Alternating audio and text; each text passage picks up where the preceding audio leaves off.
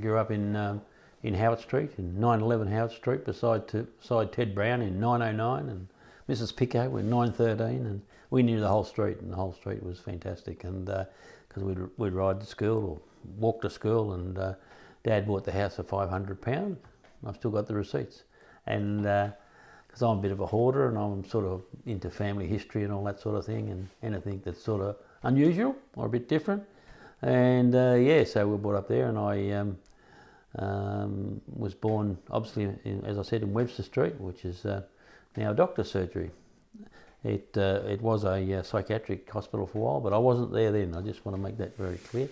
And so it was a great existence. You know, Joe White's over the back. All of us, you know, the old thing people say, you know, you'd get home from school and out you'd go and play all night till dark, and if there was anything after dark, you'd get a hiding when you come home if you were too late. So, but I was very fortunate that our next door neighbour, and Robert Brown, and that father had 2 farms out at Haddon, and we used to ride the horses out there. So I had the best of both worlds, you know, urban environment, farms, you know, doing all that sort of thing with them. And growing up, my brother and sister, my brother Graham and Norma, and they were both into music and very much, and sang in all the local talent shows and this show and that show. And Graham Vendy, my brother, actually started off playing a cornet, which most people don't know.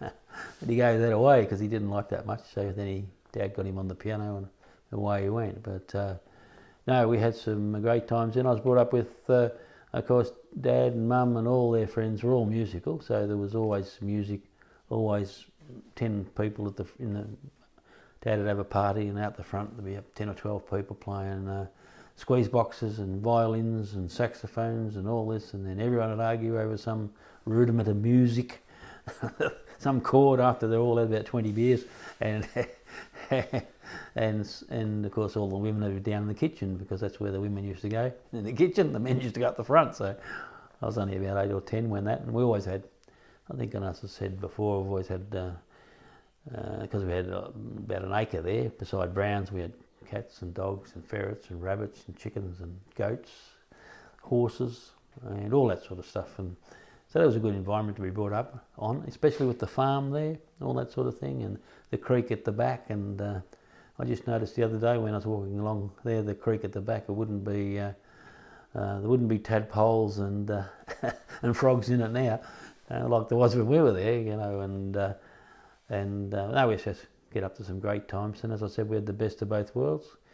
I played in a band when I was about 12. It was called the Teen Tones, and that came out of the North Tech. Robert Brown, myself, and Devon Stork, and John Bullis, and Glenn Williams, and they're all still alive today. And we thought we were pretty good. Whether we were, we used to play at the Ascot Town Hall of a Saturday night, and we got 5 shillings each, but we had to get someone to drive us out and drive us back, and we only had 30 numbers, so we had to play with them twice. And after that, of course, I got into another band, the Crest Airs, and we did reasonably well. Ended up playing at the main dance of Saturday night at the Civic Hall, and at the Civic Hall, and at the St Pat's, where originally Dad played. So that was sort of a bit of tradition. We played there for a number of years, and then sort of gave it up when I was about 30, because I think my wife made me do that, but I'm not sure yet. I wouldn't want her to hear that. Yeah, well, the family house was 911 House, Howard Street, and the walls were lard and plaster. And so that means when you go to shift that house, you can't, because lard and plaster houses can't be shifted, so I find out. And so we'd come in the back door, and we had a outdoor toilet, which Dad built, but Dad never finished anything, so I don't think it had a door.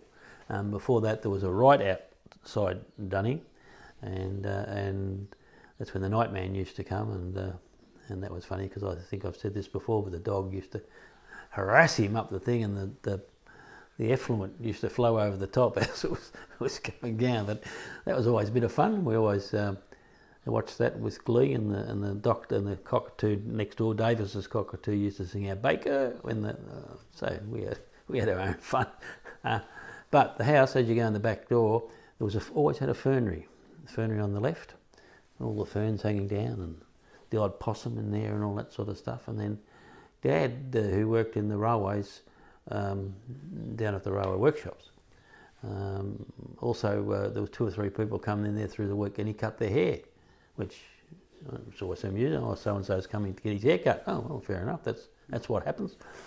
And you go in the into the right hand side where the wash house was, or where we used to pluck the chooks after Dad had killed a chook. We'd have to pluck it, and I don't know about you if you know the smell of a plucked chook, but it's not good. And so, but they always tasted good, and then we'd then of course my room was on the left, and my brother Graham was originally in there when he was there, but he's 10 years older than me, so that wasn't for long, and I slept in there, and had a dog called Skipper. Skipper was fantastic. Never let the he always used to never had everyone had a dog, everybody in the street, and one day, I'm digressing a little bit, but one day we were coming home through the Arch of Victory, and here's a pack of dogs coming in from being out the bush. And I look across, and we were coming home from playing in the band up the bush. Here's Skipper in the middle of them. I yelled out, "Skipper!" and it was really funny because I think he jumped about 10 feet off. Well, we had to tie him up after that, and you never tied dogs up, you know. And so you knew why they slept all day, all these dogs. And I used to go around every morning to the butcher shop, and I used to get 1 and 6 worth of neck of mutton for the dog, and buy the meat for the day, and ride back. And so mine was just a small room, and off the kitchen, and the kitchen was pretty bland and all that. But Mum was a great cook, and cooked everything. You know, we'd have tripe and all those sorts of things. And I say this to people that don't know what I'm talking about, but she had a big 4-gallon drum full of ovo. And ovo, you put eggs in ovo, fresh eggs, and then you can put, say, because we had chooks and we'd have hundreds of eggs, and she'd put them in there, and then you can keep them for 6 months or something and use them in cooking. See how she mixed up that ovo? I never know, but that was always there. So she'd put a hand down into this white ovo stuff and pull out the eggs and then cook them. So I just thought that was natural life. I didn't. But every time I tell somebody now, no one knows what I was talking about. But anyway, she was a good woman. She had a fair few health problems with blood pressure and all that sort of stuff. But she was a person that you know, obviously loved Dad and all that. But when Dad came home from work, you know, like if anybody was in the way, his dinner would be on the table ready for him, and won't be tired if you got in the way, I can tell you now. You got fed second. There was no bugger rising around there. And he'd get on in and he'd ride his bike back and back to work down the railways and then back up. And of course every night he'd be out playing in the band and all those sorts of things. And so that was good. And the house, Dad was always doing up something in the house. Always there were slats across the ceiling in those old houses, and so we had to get up in the roof. And he had he took first of all he got all this hemp and he put it in like plaster of Paris, and then you throw it all across, and then you can take the slats off, then fill them up, then you paint it like an ordinary roof. And he thought that was fantastic, you know. And of course when we get up there to do this, there's about in the roof there's probably about 2 inches or more of sawdust right across the roof. And you think, well, how could 2 inches of sawdust get across the roof? Well, we had Gun Sawmill across the road, of course. And Gun Sawmill over the years, it just gets up under the eaves and you could scoop it out like it was before, you know, like it was insulation before you had insulation, you know. It was a funny sort of thing to see. But anyway, you do all that, and Dad, as I said, wasn't a great finisher. And so then he decided to build the shifter toilet in the shed. We did that on rollers. And, so Dad then decided to build the garage, the double garage, and he didn't quite get the back door or the 2 front doors on in my time, but because I remember he had them up, but one fell over and knocked me out. So and then of course he had a side door, and that was where the parsley was, and Graham would come over at night about 1 o'clock after playing. I'd come home about 2 o'clock after playing, and Dad would be home. And as we used to go to the side door and relieve ourselves on the parsley, then Mum would come and pick it and have it on the table, and we never ate it. Never ate it. But by geez, did it grow? And it was we told them later on, you know. But we're, as I said, I was always allowed to have animals and ferrets and cats. The cat, Puss, my cat, had about umpteen, and the dog and all that sort of stuff.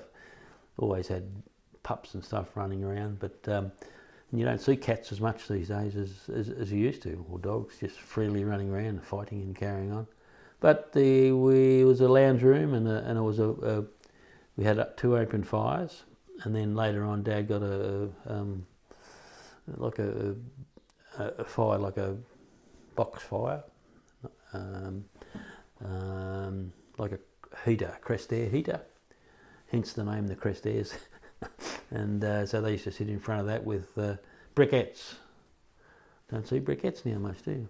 Briquettes on the fire all night when they were home and watching television. We didn't get television till really late, and that was a big night when we got television, because in those days what we used to do was Mum was agreed, and her brothers had a pastry cook shop in Sturt Street, and they were rich, we thought. And they got one of the first TVs in Ballarat, so you'd have a night once a fortnight where we'd all go down there, sit and watch TV and all that, and I thought that was a pretty big night for me. And then up the front was a lounge room that had an open fire in it and a piano, of course, and all Dad's instruments and bits and pieces, and Dad could play all sorts of instruments. And their bedroom, and of course it was always funny because I always slept with the window open, and that was to let the air in, but also the cat had come in. You flop, bang, down it'd come. All the kittens after it, bang, bang, bang, bang, bang, and it'd come down through the house and sleep on my bed. You see, so or if the dog was in, which he wasn't allowed in that much, but on cracker night, Skipper he'd get under the bed and he'd shiver like all hell because he hated the crackers, so he used to come in on those nights. But yeah, it was all part of family life, and people coming and going from musical backgrounds was, some of the Basil Priddle and all those guys that are great musicians in their time, just coming in, and Dad playing and talking about music and drinking a lot of beer and all that sort of thing. Although I made my own brew of beer once, but that sort of exploded a little bit, caused a bit of a disaster, so that was put on the back burner. It was working all right, I thought. But anyway, so it's just an ordinary block, a quarter acre block. A quarter acre blocks are quite big when they talk about quarter acre blocks now. Like, it's nothing like that you have, well, just in ordinary suburban homes, they're all probably less than half of that. And so you've got the quarter acre block, and then you've got the chook shed up the back, and as I said, we had ferrets and all that sort of stuff, and then the railway line behind, and Dad's nephew used to drive the big X-class railway train, and every time he'd go past us, he'd let the whistle go, and Dad would say, "There goes Laurie," and all those little things that just make life interesting. And we'd always, Mum would always go to church. We used to go to church of St Matthew's, Anglican church, it's still there now, and we were all baptised and christened and confirmed and married, all there, every one of us, and that was part of our life, church. Dad didn't go that much, but Mum and we all had to go to kindergarten, and not kindergarten, pre-church or whatever it's called, and we had all the picnics and all that sort of thing. So church played a really big role in your life, and everyone had to get dressed up for church, and we'd pick up Henry Bolte's mother on the way and take her to church and bring her home. She lived in Gregory Street, so Mrs. Bolte, we had to pick up Mrs. Bolte, and of course Mum was in the choir, the church, she was in the local choir, and then she was in all the church guild, the church, I still got all her books where she used to have to pay £6 a month to be in the church guild, and but that was just part of your life, part of, perhaps part of Christianity, but part of a wider purpose in being in Wendouree. So we always considered ourselves Wendouree people, and people over there, we didn't No, Sebas was down there. I didn't know much about Sebas at all. A bit too scared to ride my bike down there, actually. But that was, a good life. And when Dad and Mum shifted around to Browns Parade, because Mr. Brown next door shifted, because he was quite wealthy in farms and all that. He owned all the land down Browns Parade, Ted Brown. And so he shifted down there, and he made a decree that you could only build a brick veneer in Browns Parade. And you'll notice to this day, you'll only have a So I don't know what his idea about that was. But anyway, he shifted down there, and I remember him, Dad and him used to talk over the fence of a Sunday morning, and Mrs. Brown and Mum used to talk over the fence up here, so they were like this, talking, yep. And Ted said, well, we're shifting, Lou. And Lou said, yes, we're building down in Browns Parade, 21 Browns Parade. And he said, I've got your block of land next door. So he made Mum and Dad shift down there with him. So they built a smaller house down there, just in Lambert Street in Browns Parade, and they lived there for another 15 or 20 years beside Ted Brown and Mrs. Brown, because that's what you did. Oh, well, the first band when we were 12 or 13, which was called the Teen Tones, and I've got a great photo of it up there, which embarrasses me a bit. But we had a Robert Brown, he played the drums, and next door, and I played saxophone. Devon Stork played guitar, and John Bullis played, he bought a big bass, slap bass. Not that he understood anything about it, but he played with us for a couple of years. And Glenn Williams played the piano. He came from down Sebastopol. But we're all North Tech kids. So we're all at North Tech and running around, and had a bit of an interest in music, and played at the end of the year concerts. And we used to play for the dances when the kids, because North Tech was a boy only, a male school. So they get the females from Sacred Heart, and we'd all, they'd all meet, and they wouldn't dance or anything much. But anyway, we'd play all our 30 songs or whatever we had, and we'd play a lot out at the sort of concerts, because there was concerts all around the place, and everyone wants someone for a concert. So we'd go and play out when the Saints go marching in, and Swanee River and those sorts of things. No one used to sing or anything, and it was just something we did.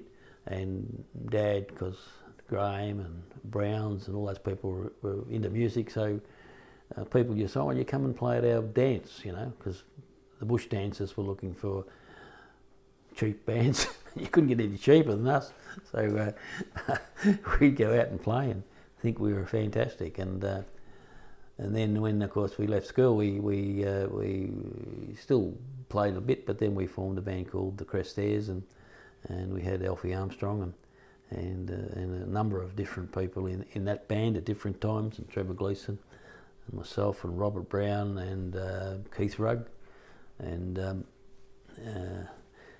Mark Bishop, who Robert married. She was a great singer, and so we had a lot of fun in that band. And then we sort of started playing at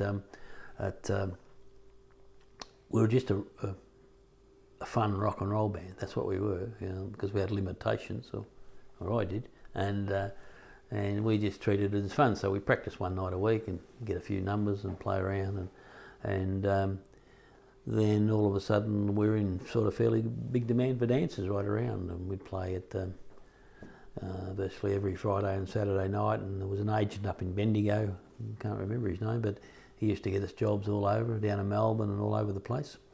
And band-wise, were we really good? Probably not that good, but we could hack it along. And then before that, we all said, well, we've got to get a singer. So we all started singing, and all of a sudden we could sing. Well, perhaps we could sing, but we sang then from then on.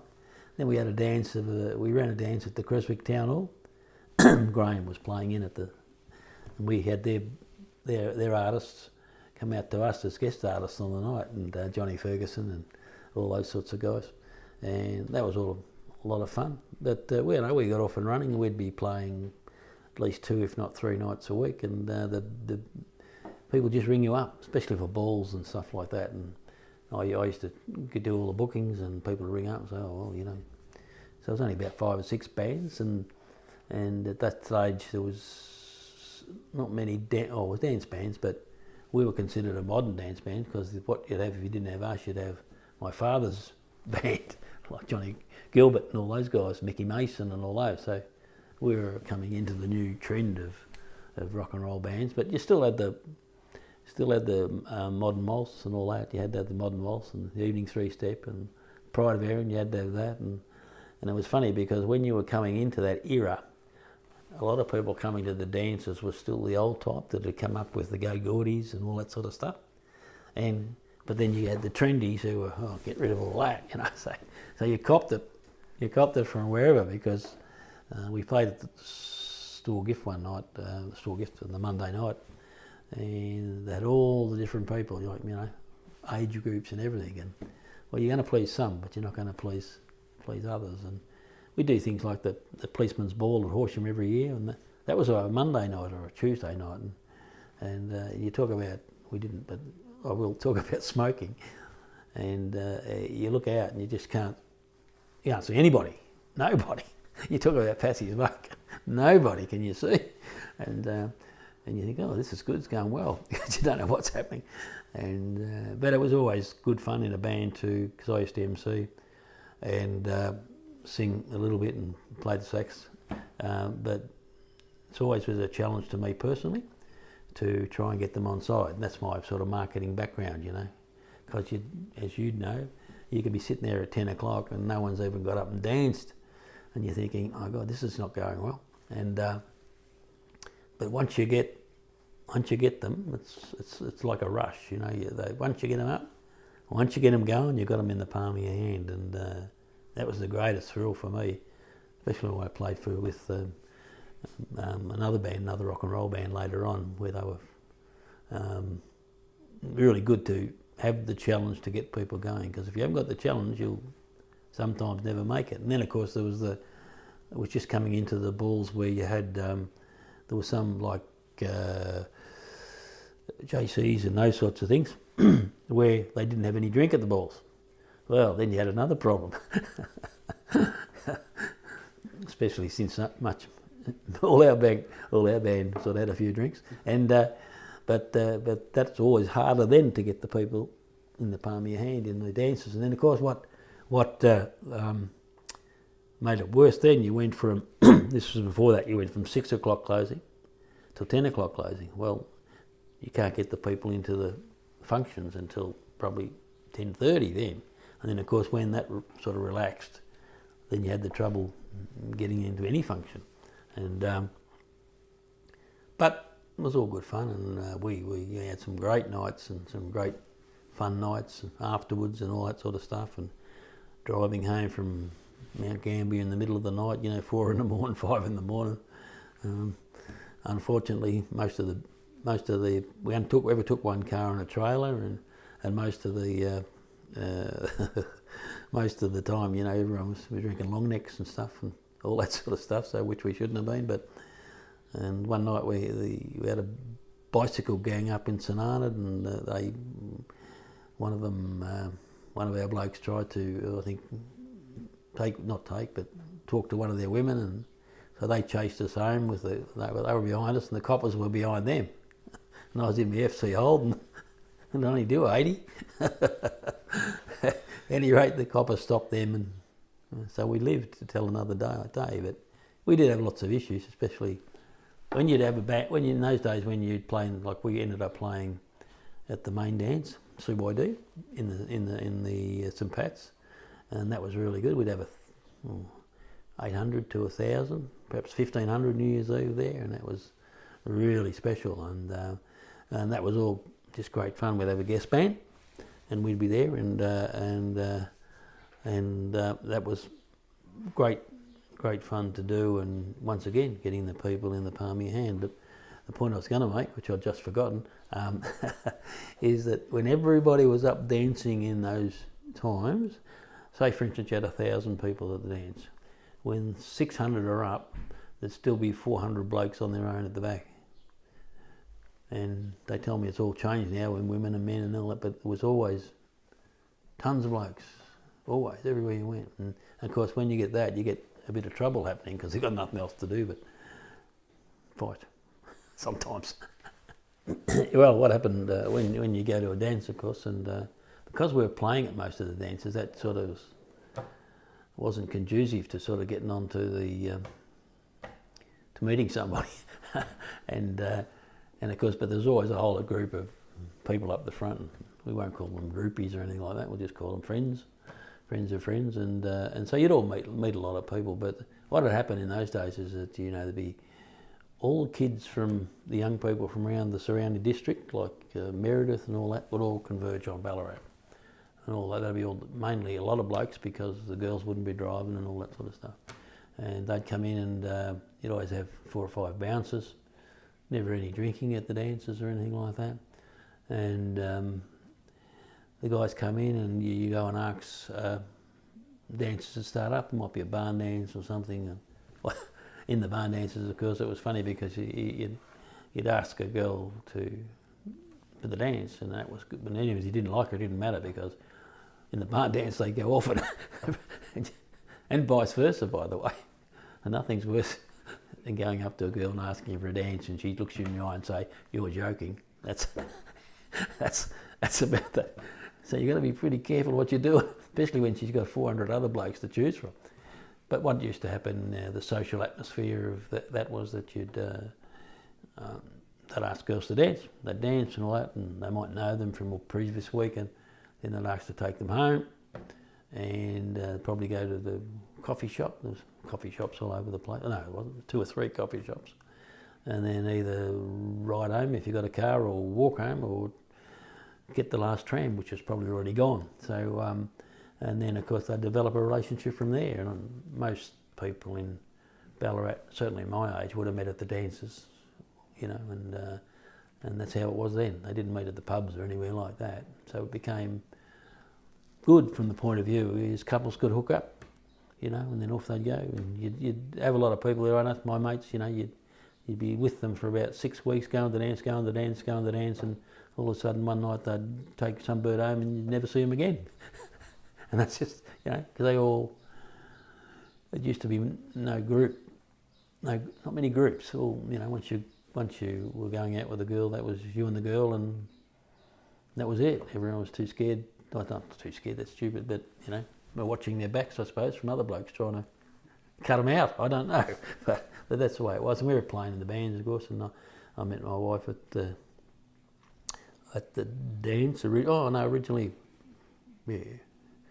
And my wife came out from Austria in 1956, and it was interesting that they were naturalised in 1958, I think it was, at St Matthew's Church, and became Australian citizens. And I didn't know then at all, but my mum sang in the choir at that function, so it's all relevant somehow. I'm not too sure, but because in those days, of course, in Wendouree West and all those places, there was no school, and the school, all the kids went to Wendouree State School and all that sorts of stuff. But my wife's got some great stories about how they went to Bonagilla and come across from there to here, and of course there was the story of the Nissan huts up in Wendouree, opposite the Wendouree village, as I call it, which is not allowed to be named Wendouree village. It's something else. I'll get into trouble about that, but I don't care. So they were originally Nissan huts there. They were put there from the war, and then they had the people before Wendouree West was built. They had all the migrants go in there, and the migrants were, and then of course they were shifted into Wendouree West, and the Olympic Games people all stopped in there. And then when they went, then Telstra became in there, and it was a bit later after that when I was Shire President at the Ballarat Shire, which I was for a couple of years. We started off Wendouree Village, which I had a lot to do with, and of course my background in being a Wendouree person all my life, I've supported Wendouree, and some people might say that I shifted Ballarat to Wendouree, and I don't know whether to take that as a compliment or not, but clearly in the early days when we were in Wendouree and the Ballarat Shire, there was no love lost between Ballarat and Wendouree and Bungaree and all the shires. They were all competitive, and people like John Barnes and people like that in the Ballarat city to this day still like to remind you that we used to like to. It was funny in the Ballarat Shire, and I shouldn't say this, but every year we'd go to have a rate increase, and there was lots and lots of work done on the rate increase. However, it was made on the basis that if Ballarat was 3% increase, ours was 2%. Well, we met my wife. Not too sure where it was, but it's in one of the dances, and she was there. And there was a great dance on of a Wednesday night at the yacht, not the yacht club, the Ballarat Rowing Club, and every second Wednesday night, Lakeside it was called, I think, and that was where all the cool dudes went and all that sort of stuff. And so I met her there, and then we went out for a while. She went. Her and her mate Julia went away for 12 months, hitchhiking around Australia, and but then I met her again when she came back. So she used to come to some of the dances, not all of the dances, because we'd be playing up the bush and all that sort of stuff. So, and that was good and bad, because you can be away, still have plenty of freedom and all that sort of stuff, and then come back and you've still got a sort of girlfriend and all that sort of stuff. But they lived just outside in Sunraysia Highway out there, and so we got on all right and hooked up, and she had a couple of sisters and a brother and all that sort of stuff. Then they shifted down into Gavilia Road on the west side, and they were there all their lives until we got married and all that sort of thing. And her father was interesting because he was in the war, Austrian in the war, and he apart from he was a first aid man in the I suppose the Luftwaffe or whatever it's called, and they landed in Russia and done operations and all that sort of thing. He had a couple of bullets in him, and his main claim one day, he was telling me that when Rommel rolled his big, he and another bloke set Rommel's arm because he broke his arm. So he got a bloke living next door, spoke to Rommel. Mate, it's just amazing what in Australia, but he was a good bloke, and her mother's still alive. She's 92 and she's going well down in Bupa. And she was a really character and all that sort of stuff. But once again, in the war, she was on the searchlights over there and all that sort of stuff. And so you got all these people living around you, and you just don't know, and their wider family and all that sort of stuff. And and Father and I used to tell us all these stories about when the Russians arrived, because the Russians, when the Germans had to give themselves up, the Russians are coming this way and the Americans are coming this way, I remember him telling me one night about how they didn't know whether to give themselves up to the Russians, because they said, don't give themselves up to them. They rape the women and do all this. And then I said, we'll give ourselves up to the Americans. Oh, don't do that. They rape the women. So he said he really didn't have an idea which way to go. But he told many, he had to get it out of him, but he told some great stories of the war, because he was 6 years, and they came to his school one day and said, that class there, yep, you're all in the army. That was it. End of story.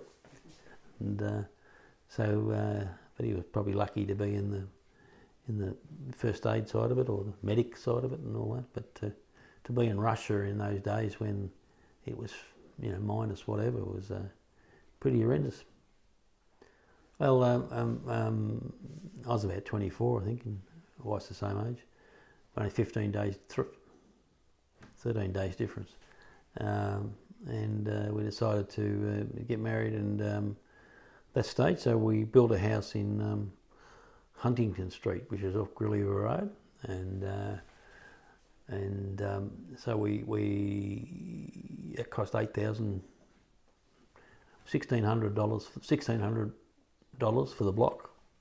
It cost $8,000 to build, and I got the loan off the State Savings Bank, and the loan interest rate was 8%, which I thought was cheap because most were 9 and 10.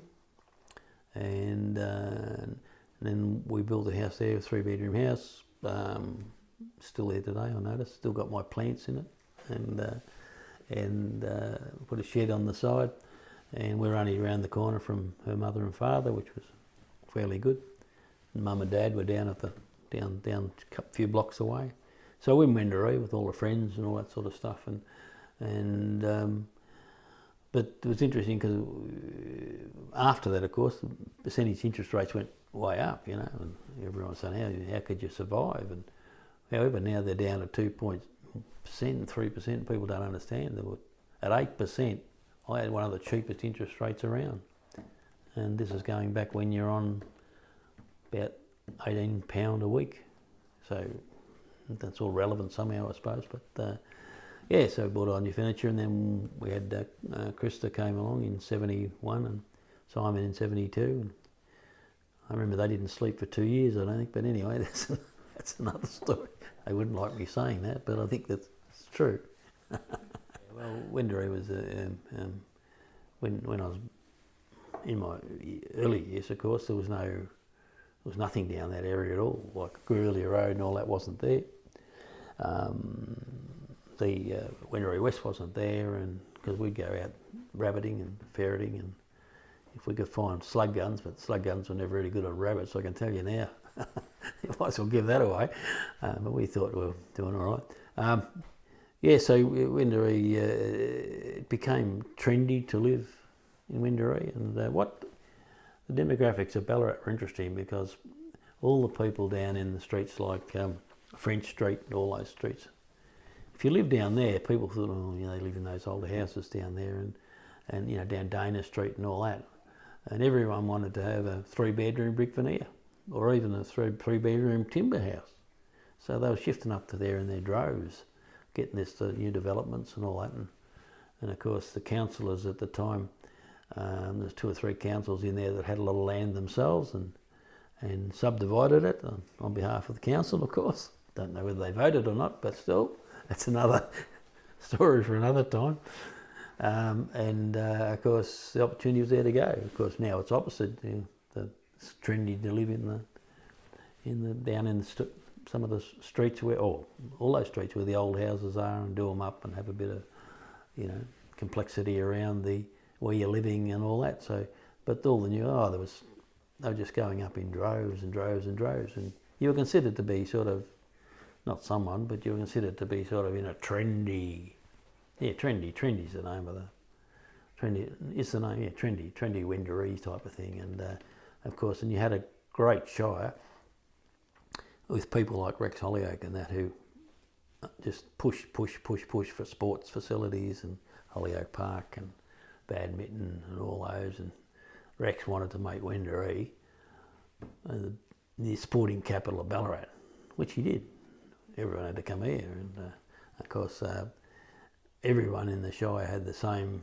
When I was shire president, you know, I'd go to every function, of course. My wife would come to every function. The kids would come to every function. It was a real family sort of thing, not like the city, where, you know, it's just they're all got a different attitude to what management's about. We're about, which I've always been about, is the ratepayers are customers, and customers should be looked after. And it's like when somebody comes into the Ballarat Shire, we'd say, how can we help you? The City Council would say, how can we stop you? And not right, but that's probably a bit harsh, but that's probably true, because when I was Mayor of Ballarat, you know, I tried to bring in that we all talk to, when we mention ratepayers, we mention them as customers. I thought this will be fairly easy to get through. No way, no. Didn't want constituents. They want everybody. Or they didn't want, the staff didn't want that word customer. Councillors didn't want the word customer. So it's interesting, isn't it? Because really they are customers. And I always treated them as customers. And that was one of the few I lost. I didn't lose too many in council because I had the numbers, and I always had to make sure I had the numbers. And that's another story. But clearly I had some really good times in council, because I had to stand for council 7 times, won 7 times, lost once. And that was good. But in the end, in the council in Ballarat, you know, more and more people over the years, I won't say don't like you, but they sort of go against your philosophy and all that. the numbers swell, and I had a number of people that on the conservative side of politics that sort of decided I shouldn't be there, and some on the other side of politics, and including the people, the printed media, people in the Courier and stuff like that, decided, hang on, there's papers to be sold here if we can make a big deal about that. And that's something you learn in life, I think. You can be in one place too long, because bit by bit you get more people against you. But I had great support from Wendouree, and most people in Wendouree knew I was looking after Wendouree, which I always did. The other day I went for a drive, and my wife and we went past the shops in Wendouree West, and they're all owned by St Vincent de Paul or someone like that, but none of them are being used, and that's disappointing. The Wendouree West Community Centre is really good, and then you've got a number of people in Wendouree West who are very passionate about the place and love it, and then you've got a few others that are perhaps not so passionate. And the reason, and there's a good reason for it, is when Steve Bracks gave us the money to do the Wendouree West renewal scheme, about 6 million, 8 million, that was fine. And however, there's still probably, I'm just guessing now, but there's still probably 50% of every house owned by somebody in Melbourne who rent it out. Now, there lies the problem in one hit. You don't have to run around and be a rocket scientist. The fact is that somehow we should have had a buyback plan for the houses, which I mentioned, but no one wanted to know about that. And the government we'd have been better off spending $6 million on buying every house we could, because they're about 100,000 a house, and somehow forcing people to, convincing people to sell them back, and then put them in the because the complexes run really well. But you've still got, it's not as bad as it was years ago. It did help and all that sort of stuff, and it did have a lot of people that are really, really happy up there. But you've still got a few houses which aren't up to scratch and all that sort of stuff. So anyway, they decided to do that, and they did that, and Wendouree West is going fairly good. One funny thing, when I was, I don't get many things wrong, but this one I did. I was in the Shire President, and I decided that we'd helping out Wendouree West as we always used to, and I tried to and all that. We'd call it Wendouree Heights. Well, I went very close to getting strung up. Jesus.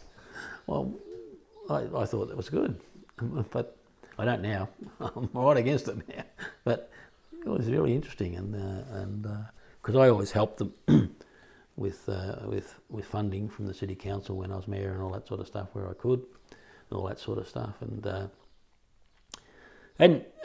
we shouldn't forget that we do have a fair Indigenous population around Ballarat and all that sort of thing. So I got involved with that. I was chair of the Indigenous Committee for a long time. I learned a lot of the Indigenous people of Ballarat. I think we represent about 9 tribes, and there's about 890 Indigenous people in Ballarat. And I always thought, how we always have this, the Indigenous people and what they did and all that, and they might be this, they might be that, but they've got a tremendous tradition with the land, and that's what I learned. Respect the land, and everything else will be right in life. You respect what you've got. I think that's today is a great lesson to learn. Respect the world. And I don't think we're doing that, but the Indigenous people have got at least that right. Worship the land or respect the land, and that's what you've got to do in life. When I was went on to council in Ballarat, that was a big move, because I was involved with the Wendouree Council, of course, or the Ballarat Shire, and then when we amalgamated, which we were against, we were all against that, but we had hundreds of people at meeting and that didn't work. So anyway, we all got the flick, as it were, and when I came back, all the councillors stood again in Ballarat City, but most of them didn't get in. I was fortunate to get in, but I was working in Melbourne at the time in my job as a business manager with Rail America, which was a terrific job, in charge of the grain harvest and containers and freight, and right across Victoria, New South Wales and South Australia. And that was good. I was there for a long time, but in 2001 I decided to retire, and I came back and because I had the numbers to go mayor of Ballarat, and people like James Coughlin and that were there, and anyway, so I had the numbers, and so I went mayor, and I was mayor for 7 years and 7 months, I think, and you had to get elected every year, and I was very fortunate because when I say had the numbers on council, there's 9 councillors, so you've got to have 5 people voting with you, and the 5 people that normally voted with me were all Conservative people, which was a bit strange because I was always seen as a bit to the other side. But they were terrific people, and so I never got to lose much in council at all. And they also had the confidence in me to make up my mind on things and represent the people, because we always tried to represent the people. So we did lots of things, and we were a bit different because, Jeff Kennett used to say, oh, you've got to act as a board, going, where are all the women on council, and all this he gave me one day, and I said, oh, that's fine. But we clearly had the CEO reporting to us, or reporting to me, which some others don't, and clearly I believe we ran council, and you won't find that everywhere. You'll find somewhere where you have CEOs who run the whole shebang. Otherwise, you might have 1 or 2 councillors, but and I think we're very democratic, and we run it properly, and we had a people's opinion on, and we tried to hire people from Ballarat and all those sorts of places. So we tried to get people that had Ballarat contracts to attract more people into the city. We, the livestock selling thing has taken forever, but that started with us, and the Civic Hall started with us, and we fought the closing of the swimming pools, and because you'd always have staff come up and say, oh, we should do this. Well, perhaps you should, perhaps you shouldn't. But we did, when I first went into council, our debt was 29 million, and when I left or was voted out, our debt was 4 million, and that was one of the greatest things we did as a council. But it's funny in life, no one cares. In local government, no one cares about the money. It's just now, today, I think it's around 44 million, which is the highest ever. So, but we were very proactive in arts and in sport and all those type of things. And when you're mayor, you're on a high for about 7 years. I was, and 7 days a week. 5 or 6 meetings a day, 5 or 6 speeches a day, which sometimes I got around the wrong order. That was really interesting, just doing that when you pick up the wrong piece of paper. And I spoke on the floor of Parliament twice, and all those things, met the Prime Minister and all those sorts of people, and but I think we came a long way. We did a study of the people of Ballarat and students about what Blueprint Ballarat, we called it, and we wanted to know what they saw Ballarat in 15, 20, 30, 40, 50 years, and by and large they all wanted Ballarat to be the same as it is now. They wanted it to be historical. They wanted us to make our own decisions in planning and all that, which we should, not just be given away to state government or whatever. They wanted us to be creative, and they wanted an opportunity for some of them to go away, but always to come back. And they didn't want suburbs in Bungaree. So they didn't want that we didn't want to be seen as a Geelong, which is a commuting city to Melbourne, although we're getting into this commuting now, which is good and bad. They wanted us to grow in our own right, and that centre of the city to be history, heritage, tradition, old, gold, all that sort of stuff, but not lose, like we've got the university. University is great, not lose the dynamics of a new, modern technology city, and that was good. So we had you'd be amazed at the amount of people that want to have a say in Ballarat, and we've got a number of unusual, different types of people in Ballarat, that's what I'll say. And of course then you had the committee against council, and the committee against David Vendy, and the committee against, and a lot of them pushed very hard. Then they pushed politically. I was very friendly with Steve Bracks because he's a Ballarat guy, and I worked for his father once, and and that was seen as a connection to the Labor Party. So you had conservative people in Ballarat, and I could name them, but I probably won't, and they're still around. Plus the couple of people within the Courier really pushing hard to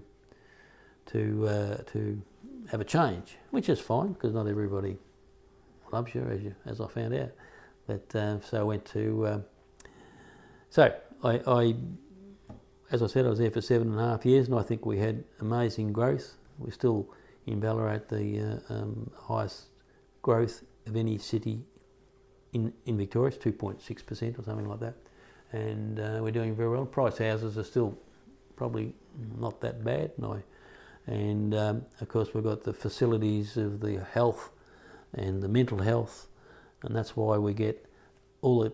You get a number of people, like if you're in Warrington, say just an example, and you've got a family that's got some issues, you'll come and live in Ballarat, and people say, oh yeah, but it's good because we need all these different types of people, and they help employment, and we've got expertise everywhere in Ballarat, different people everywhere. The problem with that is that everyone wants to have a say, and that's good. You like everybody to have a say, but when they say, oh, we have to go out and talk to people, well, you do, but don't talk to too many, because you'll have, like the Civic Hall, I have to laugh. I moved to the Civic Hall, be pulled down, and I thought it was a great idea, but at the time, but once it gathered momentum, and I know the papers and all that run these stories about, you've got to communicate with the people. Well, give it an inch and it'll take a mile, and look where it's got now. And we had a palm tree fall down. I mean, goodness gracious me. I'm not too sure we had palm trees in Ballarat in the 1800s, but still, I'm probably wrong. But so I played a role in multicultural in Ballarat. I was a president of that, and a number of other committees, but I was on about 30 committees at once. But all in all, you just play a role in making Ballarat people feel comfortable by themselves, making them feel that the place is going ahead. I had a great relationship with trying to get the builders around Ballarat doing the work for council. That's really, really, really important. We had a good CEO and Richard Hancock, and him and I got on really well, and once again the press went for him. And so once you get up there, you get your head knocked off. And the only disappointing feature, I had a couple of councillors who probably didn't like me right from the start, and one of them's still there, and yeah, just sort of just there for their own purpose in life, whatever that is. But then again, you can't get everybody on side. But I had a great time while I was in council and mayor and all that sort of thing. And would I go back tomorrow? No, no way. Because I don't know how I had the energy to do it. 7 days a week, 24 hours a day nearly, and wife, family. And when we went out to this, just a little story. It was funny. We were going to put the livestock selling centre out at Cardigan Village, and on the way out, Richard Hancock, and he gets a phone call because we're going to a public meeting, and and Richard Hancock gets a photo. He said, "I don't think we turn up. We've got." Somebody said they've got a shotgun, and Richard Hancock, what? They've got a shotgun? We can't have a shotgun. Oh no, we'll turn around. No, we'll go out and go. So we go out there, and then Richard Hancock and Herman Rugg and all them sit along the back, and I'm out the front giving the speech, and a lawyer from out here, lady lawyer from out here, Clunes, which I won't mention, she was there, and they were coming in closer and closer and closer as I was talking, and I thought, oh, this is going to be interesting. Anyway, somebody, the police arrived. That's right, and so there was no one there with guns or anything. That was all just silly stuff. And but anyway, when we opened it for questions, they gave it to us, big time, like hugely. Didn't want that out there, and anyway, it ended up that. 2 or 3 people got up and spoke, and then there was a bit of pushing and shoving, and so I stand over there, and you could see it was volatile. It was getting real volatile. So Herman Rugg, I don't know if you know Herman, he's funny, and he gets up and said, "Right, the mayor's doing a good job. Listen to him." And I said, "Shut up, Herman. Sit down." So on I went. Anyway, people are good though, you know. So we all went. Richard said, "Where are we going now?" I said, "Oh, well, back to the pub, of course. Where else would you go?" And so we went back there, and they've all come back, you know. Anyway, they all love to think that they have a say, and that's fantastic. And there's no threat of anything. The only problem is I won the raffle at the pub. That didn't go down well, but we were there till about midnight. And somebody drove me home, and Herman, but they're all terrific, you know. It's the same when I was in the grain harvest in the railways and all that. They always like to have a go at you about the rates and that when I was in New South Wales. But people are good. You just don't hold a grudge. Although I might have one or two grudges. But